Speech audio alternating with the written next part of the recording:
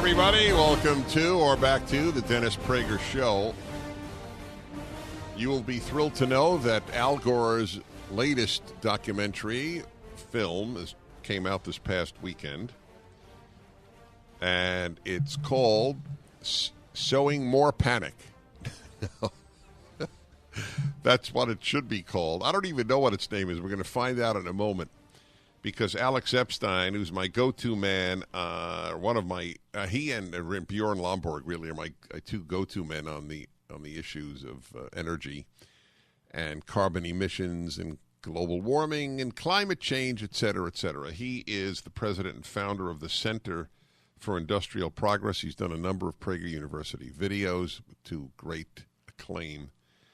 So he, to his great credit, has actually seen the Al Gore film. Alex Epstein, welcome back to the Dennis Prager Show. Good to be here. Thank you, sir. So I'm really not looking for an answer. In other words, whatever you answer, I will simply trust. How I assume from the perspective of truth, it was not a particularly good film. How would you rate it on 1 to 10, 1 being just completely untrue, 10 being completely true, just on the truth barometer? How would you rate it? -1. Wow. I thought you'd say 4. Yeah, I have a very specific reason for saying that, not just being... By the way, what is the name of the film? The name of the film is An Inconvenient Sequel, and my name for it is Two Convenient Lies. Okay, gotcha. Go ahead. Why did you rate it that low? During the film, while other people at the LA Advanced screening were somewhere between bored and giddy, depending on the person, I was the only one in there groaning, and I tried to think, why is this? And then I thought, well, what would a good documentary be? And I thought, well, a good documentary would be one that attempted to give me the whole picture of fossil fuels, both any potential positives and any potential negatives. And I noticed that this film, just like the one preceding it, did not even attempt to give the whole picture. And so it gave a biased picture. It only gave negatives about fossil fuels. And then within that, instead of even trying to give evidence, which would be what are the long-term trends with fossil fuels and climate, it just gave anecdotes. So it was doubly dishonest. It only looked at one side, and it didn't use evidence. It used anecdotes. So it's not even an attempt at truth. It's a more fundamental kind of lying. I don't like to psychoanalyze, and this is not a psychoanalytical question, but if he heard you right now, what would he respond? He'd probably say, well, he'd accuse me of being funded or something like that. He'd do a personal attack or say these deniers or use those kinds of terms. I think part of the problem is he's not used to being in challenging environments, so he gets in a lot of trouble in those. But I think he would say, well, I used a lot of evidence, and he'd say, well, I gave some numbers of solar in Chile, and I showed you some numbers in Greenland, and there are numbers in the movie, but numbers are not the same thing as evidence, because you have to have the kind of number that's relevant, and the kind of number that's relevant when we're talking about global trends are numbers representing global trends. So can I just give one quick example of course, of this? So he would give you some number about Chile, and he has this cute little chart that shows it using X amount renewables 1 year, 2X the next year, and then it's something like 20X the next year. And then if you look into that, it's actually the next year is the entire future. And then if you look into the future, it's still only 1/3 renewable. So there's these distortions there. But the big picture issue is what is actually the penetration of so-called renewables, particularly solar and wind, on the global market. And watching this movie, you would have to think 25, 30, 40% and rising. And instead, depending on your estimate, it's between 0.5% and 2%. After trillions of dollars probably at this point in subsidies. So it's completely dishonest to give anecdotes that make it seem like fossil fuels are ready to be replaced. So he never actually offers a statistic on how much, on what percentage of energy is so-called green energy after all this money has been spent. He never gives a figure. Never. Wow. He doesn't even give a figure of temperature change, of global temperature change. He doesn't give a figure on storm-related deaths, flood-related deaths, any kind of climate-related deaths, because all of those figures contradict his narrative. And the core of his narrative is, I was even more right than I thought. I made these outlandish predictions before, and actually things are even worse than I said. And since that's the opposite of the truth, fossil fuels have never been more important to human beings than they are today, and our climate has never been a safer place to live than it is today. Gore can't look at the trends, so instead he has to use these anecdotes in a fundamentally misleading way. So this is why I say it's a negative one. This cannot be done honestly. Has he ever debated anyone? No, I have a standing offer, to my knowledge, the most generous offer. I offered to pay him his full speaking fee of $100,000 to debate, and he will not respond to it. I know he's aware of it, and behind the scenes I've heard of him saying, well, there's no debate. So that's his counter. Right. There's no debate as to whether we should forcibly deprive the vast majority of the world of fossil fuels. There's no debate over that. There's no debate over climate catastrophe. So it's a really bankrupt kind of position. And it's does he deal with any of the predictions that he made that did not, in fact, come to fruition? Well, yes and no. He cleverly begins the movie by citing people who are claiming that his predictions are overstated, particularly the 20-foot sea level rise prediction. And I was curious how he was going to get out of this. Yeah, I am too, frankly. Did he give a date when there would be 20-foot rises of the ocean? He never gave a date, but the implication was definitely that it would be this century. And even the UN estimates, which I believe to be based on climate prediction models that can't predict climate, even those are 1 foot, 2 feet, 3 feet, way slower than our ancestors had 10,000 years ago even. So how does Gore get out of this? What he does is he said, well, people criticized me for this. They criticized me for saying that New York would be underwater. And then his counter to that is, well, we had Superstorm Sandy, and there was some flooding there. Oh, so my God, you're kidding. You're kidding. No, this is Wait, does he ever mention that he used the number 20? Well, he quotes somebody else. It might be John Stossel, whom he quotes as citing him saying 20, but then he never answers 20. He just says, he switches it to New York City would be underwater, which then translates to New York City would have any flooding at all. So I can predict 20-foot sea level rises, and I'm vindicated. It's even worse than I thought because New York City had flooding. Right.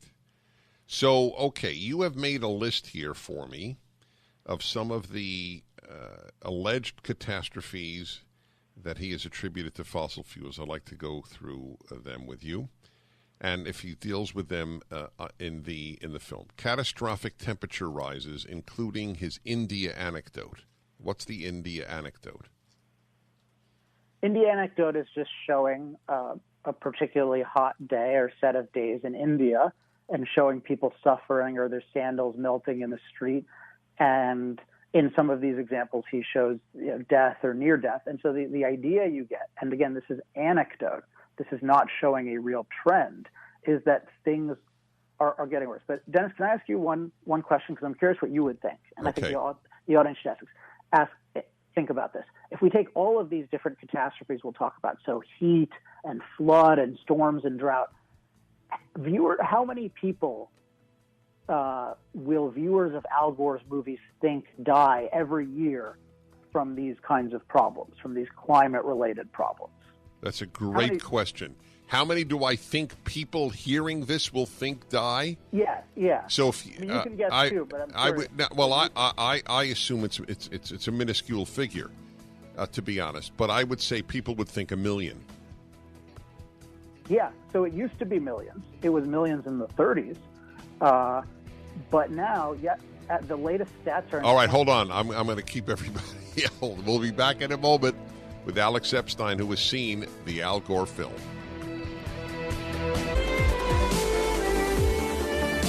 All right, my friends, I'm Dennis Prager. Al Gore's latest film came out this past weekend. And let's see, it's called An Inconvenient Sequel, Truth to Power. So funny, the left loves that phrase, truth to power, like they don't have any power. So when we say truth to them, it doesn't count. Well, one man doing a great deal on behalf of truth in these matters is Alex Epstein, president and founder of the Center for Industrial Progress. He's also made a number of videos on fossil fuel issues for Prager University. He did see the film. You asked me right before the break, with all the droughts and floodings and storms and the terrible heat waves, how many people do I think people would have thought died as a result of that? And I say, I think people hearing it probably think it's in the millions.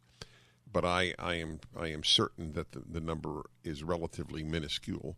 In fact, as far as I know, more people die from frost to this day than from heat. But anyway, go ahead. Well, they would be right to think it was in the millions if they lived in a non-industrialized era where we didn't have fossil fuel energy to build this amazingly durable and resilient civilization. Because millions of people a year would die in the 30s of climate. But last year, so it's supposedly the worst year ever. Every year is the worst year ever. Last year, according to the International Disaster Database, 6,114 people died from climate-related causes in the whole world. Does that even include cold, or is that just from heat? Yeah, that includes cold. Okay. Compare that. People should compare that to the number of people who die from malaria because we haven't supplied Africa with DDT. But that's another subject, obviously. Or just to give us some statistics, because the focal point here is fossil fuels. That's the thing that Al Gore is trying to deprive people of. He's advocating for and succeeding to some extent.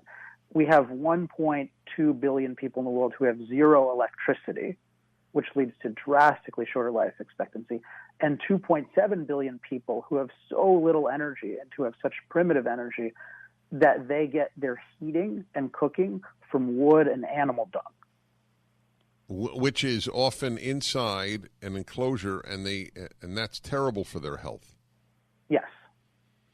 But that doesn't matter, apparently. Because is it fair to say, and I know you know this, but I just like to tell this to all my guests, it's totally okay to differ with me, but is it fair to say that the environmentalist movement, in other words, as a movement, not individuals who care about the environment, which is every normal human being, but as a movement is overwhelmingly European, North American, and on the wealthy side? Yeah, it's essentially impossible to exist where people live near or with nature. Go on. Well, if you think of an undeveloped country, or an underdeveloped country, they might call it, that's a country that has not developed nature. That's the primary object of development.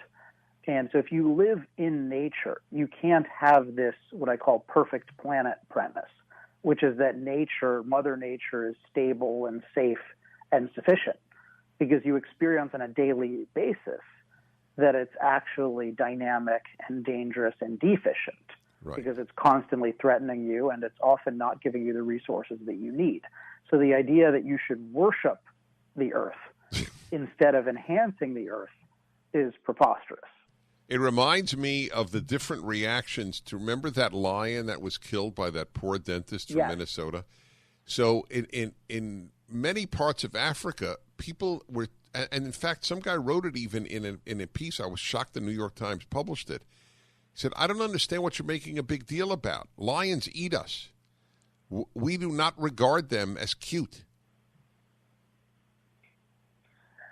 Yeah, I mean, it's a luxury, and there is a kind of beauty to a lion, but you can only appreciate it once you've sufficiently developed nature to the point where you can isolate it and observe it. Yes. But that requires you using your mind to be superior to the other animals. But if you regard yourself as equal to or inferior, then you're lunch. Okay, back to the film now, Al Gore's film. So we mentioned the India. What is the story on Greenland? I would recommend people watch the movie and ask yourself, what sense do you get of how much the Greenland ice sheet has, how much of it has disappeared? It's a good question to ask yourself what the movie implies and then look it up. And if you ask what percentage of it has disappeared, because it looks like some huge percentage, like 10 or 15, and actually since the beginning of the 20th century, less than 1% has melted. What does he imply? I mean, he implies that it's all about to disappear because he shows a part during the summer where there's a whole bunch of ice lost, and then you think, oh, well, Greenland, the ice sheet is going to disappear, and the sea levels are going to rise. And of course, he doesn't make mention of places in Antarctica aggregating ice, and he doesn't mention what is the actual sea level rise around the world, which is very, very slow. As I mentioned before, and you can look this up on Wikipedia, we are at historically slow a point of sea level rise. Our ancestors 10,000 years ago, who had no technology to deal with sea level rise, were dealing with rapid sea level rise. Just look up sea level rise on Wikipedia, and you'll see very clearly that we're at a very slow rate. Why did oceans rise in the past? Well, I mean, nature goes through all sorts of cycles, and we are coming out of an ice age, and really, we've been experiencing global thawing for the last 10,000 plus years. Global what? I'm sorry? Thawing. I think that's a more thawing. accurate term than global warming. Uh-huh. Okay, so I read about this a lot, and I get the impression, as you pointed out, that Greenland is melting, to be honest. I thought the implication of the film might be a third of Greenland has now broken off. We see, what is it?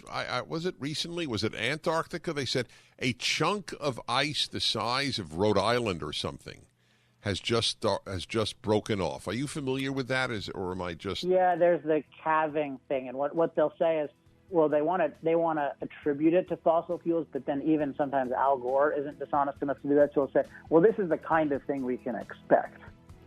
Right. All right. We'll be back in a moment. Alex Epstein is president and founder of the Center for Industrial Progress. Al Gore's movie came out this weekend, an inconvenient sequel, Truth to Power.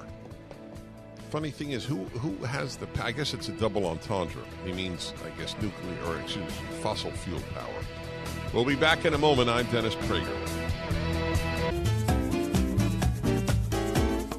Hi, everybody. Dennis Prager here, and I'm speaking with and to Alex Epstein, president and founder of the Center for Industrial Progress. For some reason, he's located in San Francisco. Perhaps he has a masochistic streak. I ought to ask you about why are you located in San Francisco? Because I believe in the most powerful form of climate change, which is choosing the best climate. And I can move wherever I want, so here in the summer is really nice. Okay. It's a very good reason. It is. The climate is awesome. I agree with you on that. Okay, fair enough. Anyway, Alex Epstein, who knows his stuff about energy, is a great expert on the matter, has done some PragerU videos on it for your interest, has seen the Al Gore film that came out this past Friday, and it is titled An Inconvenient Sequel, Talking the Truth to Power. Okay, so now How do you answer, trying to offer the usual arguments, how do you answer every year is now the hottest year on record? It relates to the point we were talking about last segment, which I call global thawing. But coming out of an ice age, in general, it's been getting warmer over time. And then we had a little ice age, and let's say we got out of that around the 1850s, and it was getting warmer before significant CO2 emissions. And then after significant CO2 emissions, it seems to have gotten warmer at a slightly faster rate, which is pretty consistent with the idea that CO2 has a warming impact, but a mild and diminishing warming impact, which would mean every new molecule of CO2 warms more slowly than the last. But nevertheless, imagine it eating. And I'm eating, and I eat really well, but every year I gain 1/100th of a pound. And then you say, hey, Alex, the last 15 years, those have been 15 of your fattest years. Say, yeah, but it doesn't matter, right? I mean, I still in good shape. So it's just an issue of the issue is not, are you in a warmer spot relative to the last 100 years? It's, are you in a dangerously warm spot? And that's where the climate-related deaths come in. People keep predicting that lots of people are going to die because of warming and its consequences, and yet we're safer from climate than ever thanks to fossil-fueled industrial development. Okay, so let us say, I don't know if you have an answer to this. I don't know. I'm sure you could calculate it, but you couldn't do it right now fast. But if you acknowledge that the Earth is getting in minuscule amounts warmer each year, is that correct? I don't want to... Right. Okay. Good word. Minuscule is a good word. Okay. If it continues at exactly this rate till the year 2100, the end of this century, how much do you know how much temperature rise that will mean? Well, it'd be about 2 degrees Celsius total. So it's since the 1800s. So, I mean, maybe another degree and a half Fahrenheit. Right. And does that matter? Which is very, the one useful chart to look at, and I wish this was out now. I just spoke at Google recently, and this is going to be out in a couple weeks, but I showed this chart when I spoke to Google, and it's actually fairly well received, contrary to the narrative that nobody in the Bay Area will listen on these issues. But just to describe it, it shows temperature and CO2 throughout history, and the two big things you see is that there's no real correlation between temperature and CO2 throughout history. Actually, CO2 goes up after temperature because the warming releases the CO2. But the main thing you'll notice is that in terms of temperature and CO2, we are near geological lows. So the planet is very, very cold relative to its history. So it's not like we're at some upward precipice where we just don't know where we're going to go. I guess we're not on the edge of a kind of hell. We're at a very cold period in terms of the planet. So if your focus is on human flourishing rather than on preserving some mythically perfect, stable planet, then you shouldn't be very concerned about those temperature changes at all. They are minuscule. You should be concerned about us improving our flourishing, and certainly 3 billion people without energy improving their flourishing. And just even the way the movie sets it up, it acts like, well, the biggest problem we have in the world is the weather. And who cares that people have trouble eating or getting health care, having a light bulb or getting the internet? That is so inverted. That is so important. I'll explain why when we come back. You're listening to Dennis. Hello, everybody. Dennis Prager here. A very important discussion with Alex Epstein, president and founder of the Center for Industrial Progress. By the way, I want to obviously give your work a plug. Do you have a website people should visit?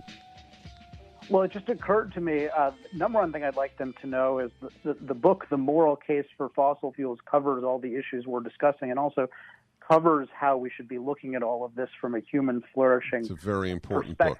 Yeah, we have you speak on that at PragerU, but the book is critical, and I'm very happy to plug it, obviously. You said So the something. website is industrialprogress.com, and that's the easiest way. Get on our email list, and just weekly you'll learn more and more about Say the name issues. again. Industrialprogress.com. Okay, good. You said right before, and this to me is the issue, we're not asking the right question. The right question is not, is the globe getting warmer? The right question is not, is climate this huge issue? The huge issue is, are humans flourishing? That's the only moral question. Everything else is secondary to the question, are humans flourishing? And billions of humans are the antithesis of flourishing because they don't have access to energy.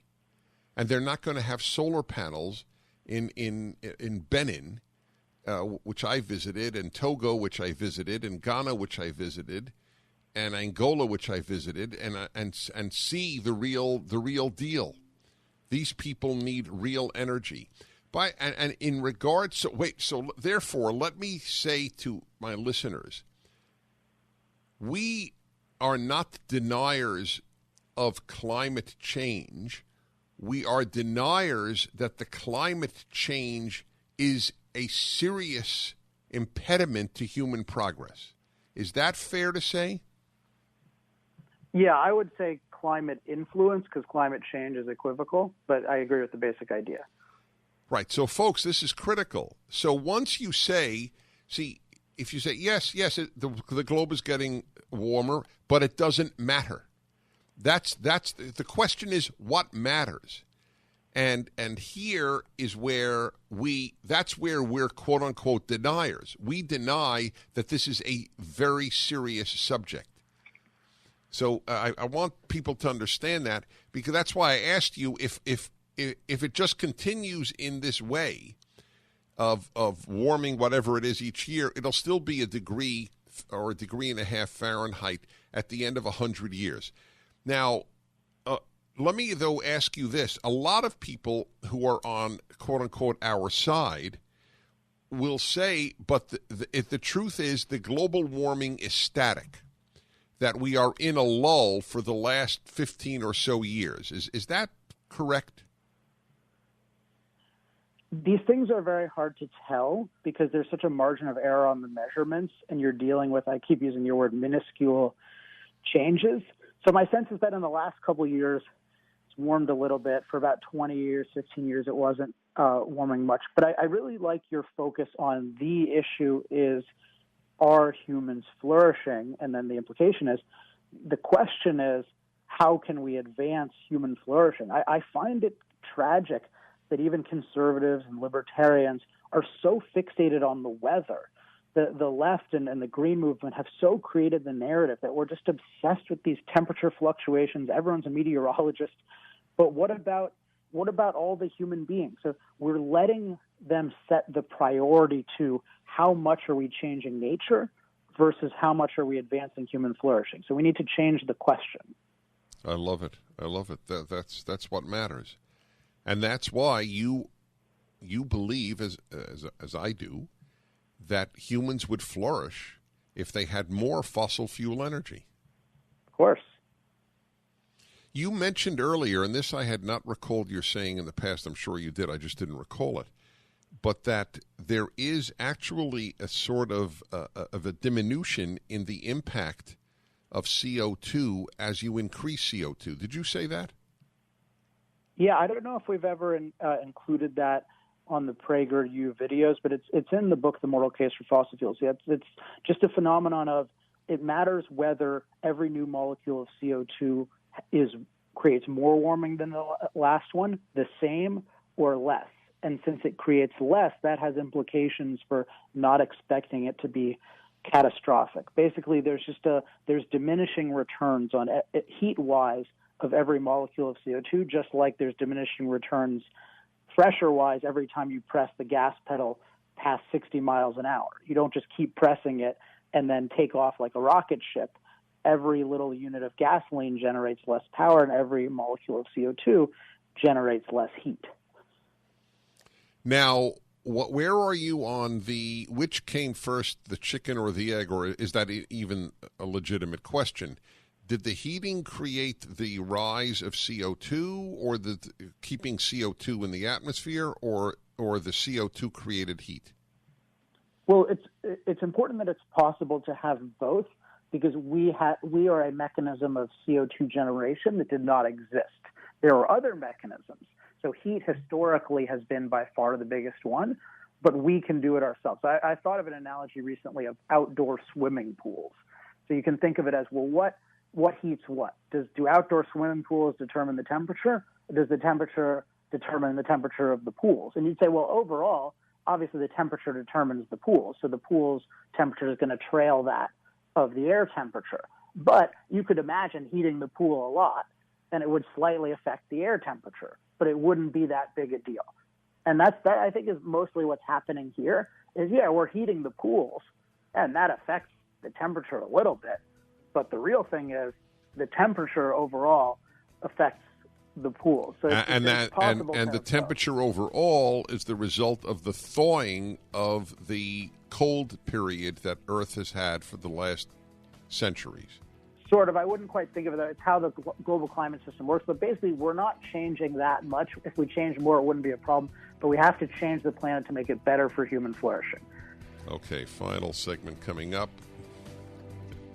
with Alex Epstein, who was as clear as the proverbial bell. Back in a moment. I'm Dennis Prager. Hi, everybody. Dennis Prager here. Final segment. We could go on for hours. He's interesting. He's concise. Has a tremendous amount of information. Alex Epstein, president and founder of the Center for Industrial Progress. And we're talking about global warming, et cetera, and specifically the Al Gore movie, the second one, which just came out last Friday, an Inconvenient sequel, Truth to Power. So I have a question that, tell me if it's even legitimate. If people all believe this, or most people believe this, most Americans, let's say, why do people still move to live on coasts? If they believe that they will be inundated within decades, why would anybody move there or not sell their house now while they could get a good price? A category of belief that I've found helpful to classify is believing that believing something will make you look good. So you don't think they... Wait, so you're saying that a lot of the people who believe this don't really believe it, but they want to be on the side of virtue?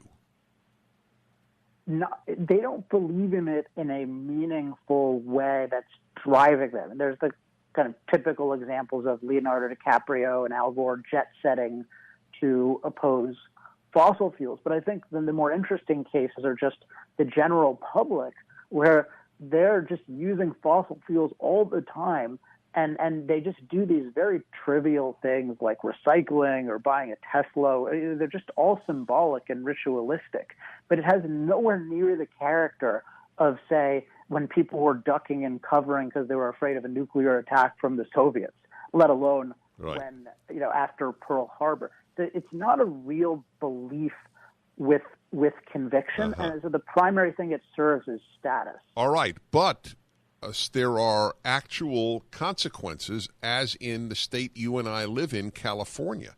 What's going to happen to California with all of these rules to revert to 1970 levels of carbon emissions? So you're right that people vote themselves destruction in the future, in the case of Californians, to other people, the Californians who can least afford it. But to the extent that we follow these things, we'll have what's already happening, which is California becomes a poorer place, and it particularly victimizes the people who are not in the digital tech sector. I think there's an enormous opportunity to galvanize the people to rise up to defend fossil fuels. I hope so. Listen, you're doing great work. Alex Epstein, thank you so much. Thank you, Dennis. You're very welcome. Well, he's terrific. All right, my friends, that was about Al Gore's film. I'm Dennis Prager.